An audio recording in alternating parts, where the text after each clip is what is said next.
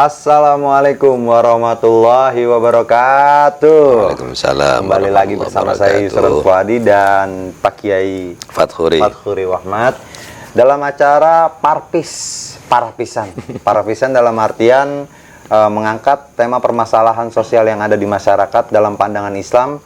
Dan kali ini tema pada malam hari ini kita akan membahas tentang mudahnya menghilangkan dosa besar dan sulitnya menghilangkan dosa kecil, Pak Kiai. Ya gitu. Permasalahan tentang dosa dan nggak kebalik gitu ya? Hah? Nggak kebalik. Nggak kebalik. Dosa besar gampang, dosa kecil besar gampang dan dosa kecil itu susah dihilangkan gitu. Maksudnya dalam artian contohnya gini, gimana? contohnya seperti ini. Jadi ada mohon maaf ini ya, ini ada orang yang berbeda agama gitu. Gitu ya. Contohnya nih, ini saya aja nih, saya melihatnya gitu. Ini ketika dia menjadi mualaf dan bersyahadat, ada beberapa kaidah atau itu dosanya ya, bisa dihapuskan. ya, Masya Allah. Nah, saya mohon penjelasannya kepada Kiai Fathur. Ya, Bismillahirrahmanirrahim. Pertanyaannya mungkin menunjuk realita, tapi bahasa verbalnya nggak kurang tepat. Ya, namanya juga parpis, Pak. Ya begitu emang. Ya kalau parpis kan dibolak-balik gitu ya. Makanya saya jadi agak kebalik juga tadi. Menghilang dosa besar kok gampang, dosa kecil kok susah dihilangin. Ini kan karena persepsinya gini. Orang mengatakan dosa besar gampang dihilangkan dengan sampel kasusnya adalah orang yang tadinya kafir, masuk Islam. Jadi seakan-akan gampang ketimbang masuk Islam, hilang dosanya. Padahal proses masuk Islam itu hal yang sulit. Kalau bukan hidayah, tentu tidak bisa masuk Islam. Memang hukumnya orang gitu banyak dosa yang dilakukan, bahkan termasuk dosa besar karena mengingkari eksistensi Tuhan, kekufuran itu ya. Tetapi dengan lantaran dia menjadi mu'alaf, memeluk agama Islam, meninggalkan keyakinan lama, maka dinisbatkan menjadi dosanya diampuni. Dilihat dari prosesnya gampang kalau kita melihat, tapi kan gitu. Proses masuk Islam itu kan hal yang sulit. Nah, ini kan tidak bisa disamakan dengan ini kan ngambil sampelnya orang kafir. Mungkin case-nya harusnya jangan ngambil sampel ke situ. Mestinya sampelnya Islam dong. Islam ya. Membandingkan case-nya orang kafir dengan case-nya orang muslim berbeda. Sekarang kita ngomong konteks dosa besar, yang kita sudah muslim dah. Orang muslim melakukan dosa besar. Cara menghilangkannya, masa masuk Islam lagi? Iya, benar. Ya enggak. Ini waktu itu pernah guru saya bercerita tentang seorang pelacur yang mengasih air ke anjing yang kelaparan itu kan, dia udah berzina segala macam.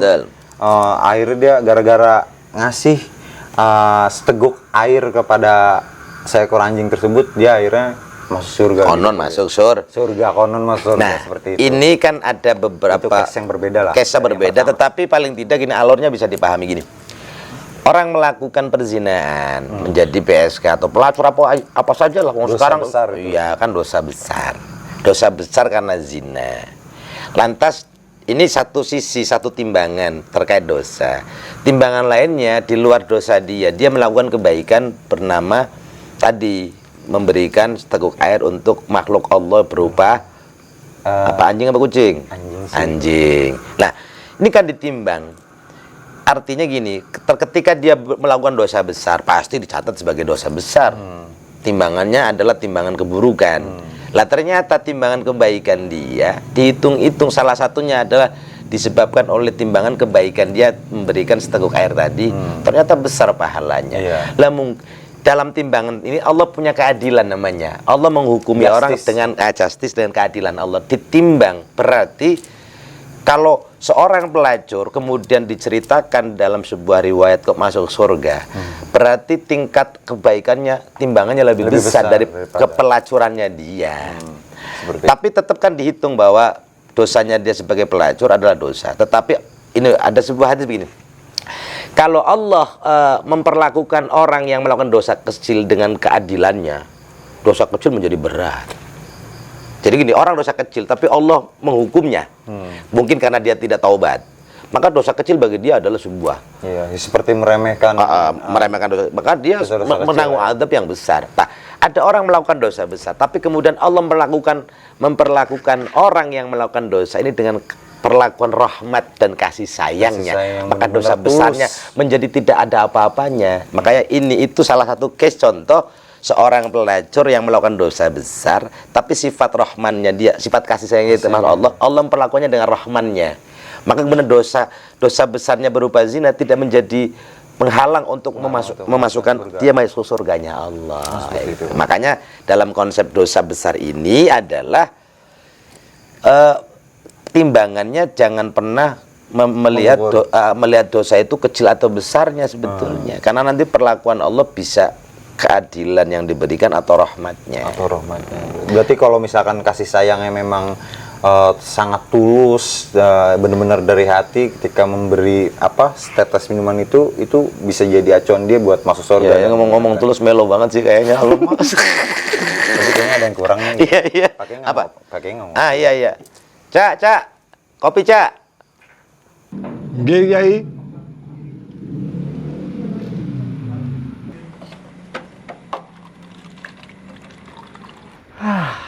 Nasib jadi marbot ya begini.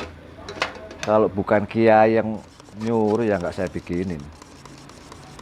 Itu Yusron tiap hari datang belajar sampai malam, nggak pinter-pinter.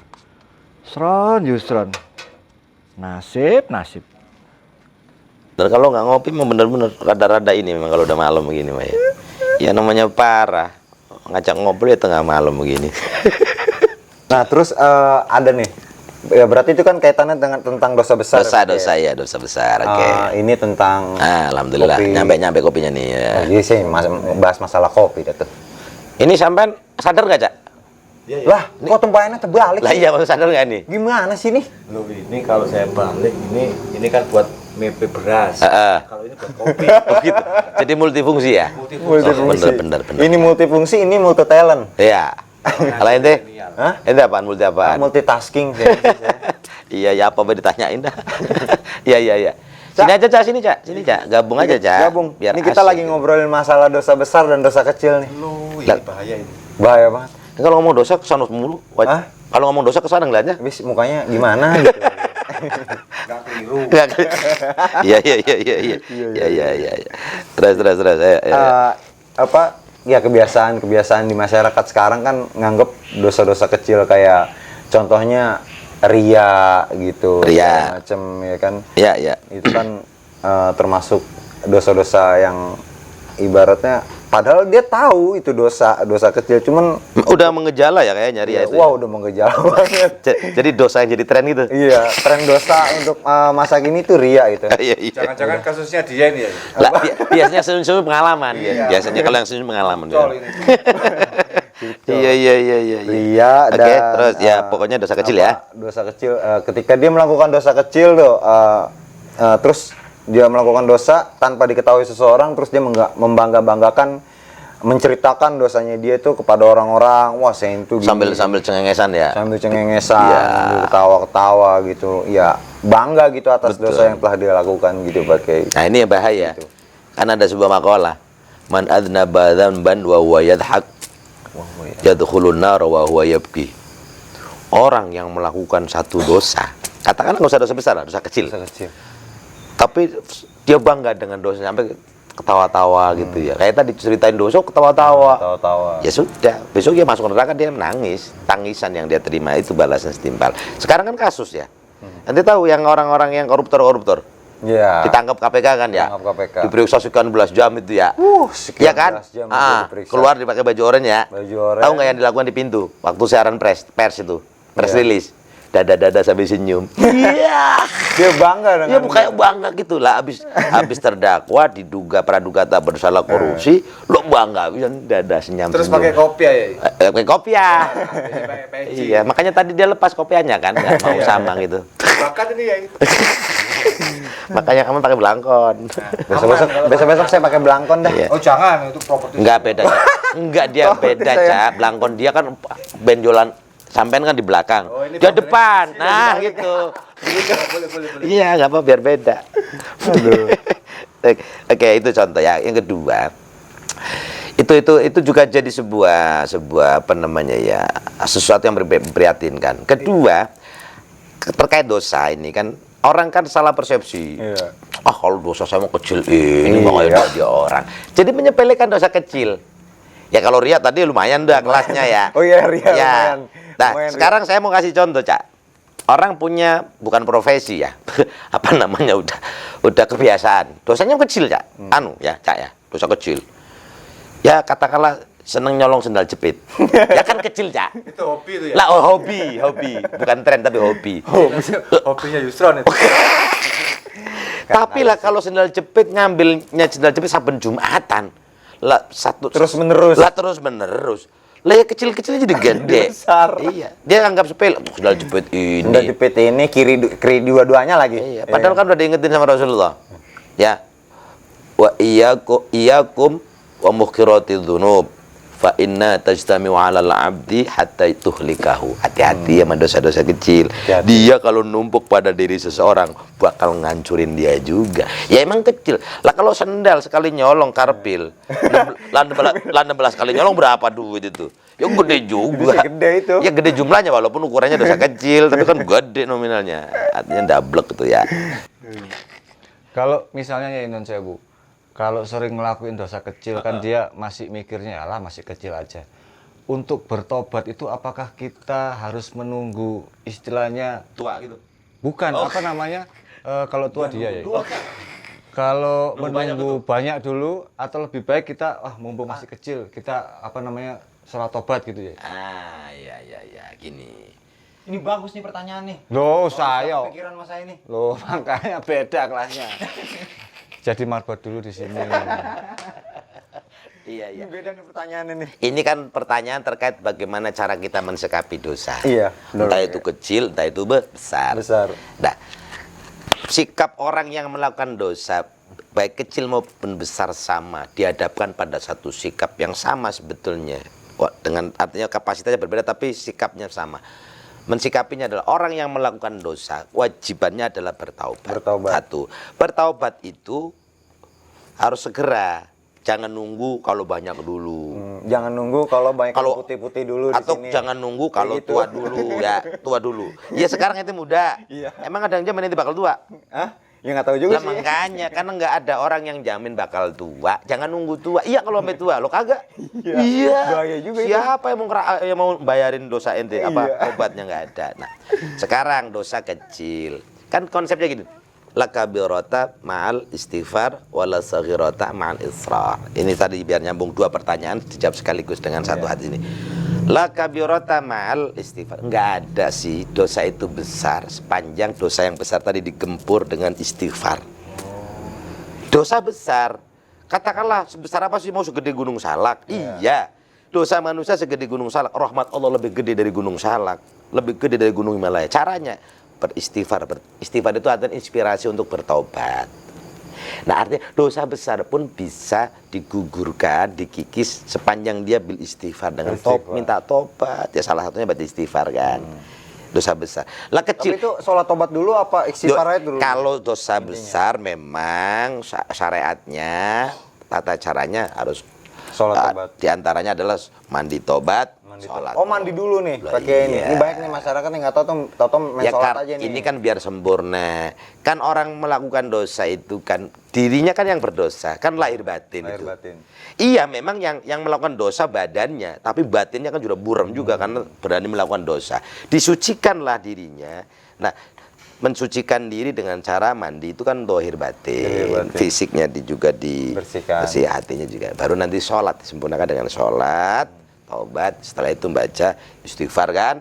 Karena ada kalau kita ikutin ulama, masya Allah rapi. Habis sholat taubat, baca istighfar. Pertama istighfar 3 kali, nanti baca sayyidul istighfar. Sayyidul istighfar bagaimana ya? Ayo. Nggak tahu sih. Coba tanya yang sebelah sini pakai. Ini tahu gak nih kira-kira nih? Lu kalau santri saya mah dijamin tahu. Coba kalau nggak lupa. Makanya ngikut kiai, ngikut tukang becak. Nah itu contoh. Ikutin kameramen aja. Iya. Suka ngintip kalau kameramen ya ada. Iya. Suka Ngintip terus. Orang bener aja diintip. Nah itu. Berarti itu termasuk syariatnya untuk bertobat itu harus dijalani dulu ya? Ya iya. Dosa itu ya nggak mungkin diampuni kalau tobat itu adalah syariat untuk menggugurkan dosa. Salah satunya adalah istighfar. Nah, hanya bedanya gini, kalau kenapa ada ya karena namanya kapasitas ya, apa namanya tingkatan dosa kecil dengan dosa besar, tentu syariatnya juga berbeda. Tapi secara intinya substansi sama. Dosa itu mau kecil mau besar dimintakan ampun kepada Allah. Kalau dosa besar memang pertobatannya lebih ditekankan, pertobatan itu akan berbeda dengan dosa yang kecil.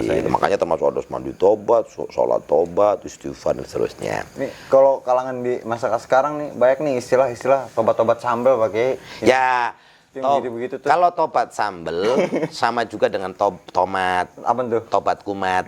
Ya, tomat. Habis dia ibaratnya tobat dosa besarnya, tapi habis itu dia ngelakuin dosa-dosa Nggak kecil bisa. lagi. Kan salah nih. Gitu. Syarat orang biar taubatnya diterima. Nah, ini 3. Salahnya 3. Pertama, 1 dia mengucapkan istighfar sebagai bentuk kesungguhan dia mau bertobat. Kedua, dia harus ada rasa penyesalan dalam diri dia. Itu harus benar-benar yang benar-benar harus nangis nggak? Lah ya kalau itu masing-masing. Kalau modelnya itu nggak anu juga nangis itu karena sering banyak utangnya ya, nangis mulu. Oke, gampang nangisnya, sendu gitu. Yang ketiga, baru dia berjanji untuk tidak mengulangi lagi. Dia istighfar udah bolak-balik gitu ya. Kemudian nyesel, besokannya lagi. Ya kagak diterima. Walaupun dosanya berbeda dari yang Iya. Gitu. Kalau dosa per dosa, Allah yauda ilaihim saniyatan atau mujadatan, tidak kembali pada dosa yang sama. Jadi dosa yang ini belum diampuni, bikin dosa baru lagi lah, kebangetan itu namanya. Iya. Itu benar-benar tobat sambel. Sambel, iya. Sekarang kan banyak berpikiran, tadi itu bisik-bisik ke saya ya. Nah kalau misalnya dosanya lain, saya besok dosanya A, besok dosanya B. Nah kan dosanya berbeda. Dia tobat tobatnya cuma istighfar doang, dosa kecil kalau. Ya nggak bisa. Tobat itu satu dosa dimintain tobat. Tetap harus mandi sama. Katanya, saya gini aja, saya mau rapel aja. Dosa saya udah 100 baru saya minta tobat. Kagak bisa. Udah kayak gajian di Loh, yuk ada rapel gajian. Dosa mah kagak, satu dosa. Dosa nyolong ya tobat nyolongnya. Dosa ngomongin orang ya tobat ngomongin orang. Jangan ntar lapar dulu tanggung. Tanggung nggak ya. bisa, nggak ada. Sampai jenggot putih. Dosa itu jangan diremehkan. Kalau sering melakukan dosa, terus numpuk, ya kalau kita umurnya panjang. Nah kalau bisa mati gimana? Nih, keren ini. Keren. Pak Ustadz. Pinter loh. Udah pinter ini. Nah ini dia yang jawab sih. Ini kontennya saya sama Pak Kiai. Gak apa-apa, ketularan Kiai mah bagus. Bagus ya? Ya kalau ketularan tukang mancing. Iya. Lagi wudhu ngomongin. Lah iya kan model kemarin. Lagi wudhu makanya kalau ketularan tukang mancing lagi wudhu yang ngomongin mancing. Allah. Oke, itu dia guys pembahasan kita tentang permasalahan dosa besar dan dosa kecil yang sudah dijelaskan oleh Pak Kiai Fathuri Watmahat dan juga Catung yang udah terima kasih udah gabung dan nyiapin kopi terus nih buat saya. Ya sering-sering aja nyiapin kopi. Pokoknya saya terima kasih banyak juga nih buat Catung. Oke guys, jangan lupa subscribe, like, view dan komennya jangan lupa tinggalin komen-komen yang keren-keren, tinggalin pertanyaan di situ dan insya Allah saya bakal sampaikan ke Pak Kiai Fathuri untuk di konten-konten selanjutnya. Jangan lupa subscribe dan view-nya di Banvel TV. Wassalamualaikum warahmatullahi wabarakatuh. Waalaikumsalam warahmatullahi wabarakatuh.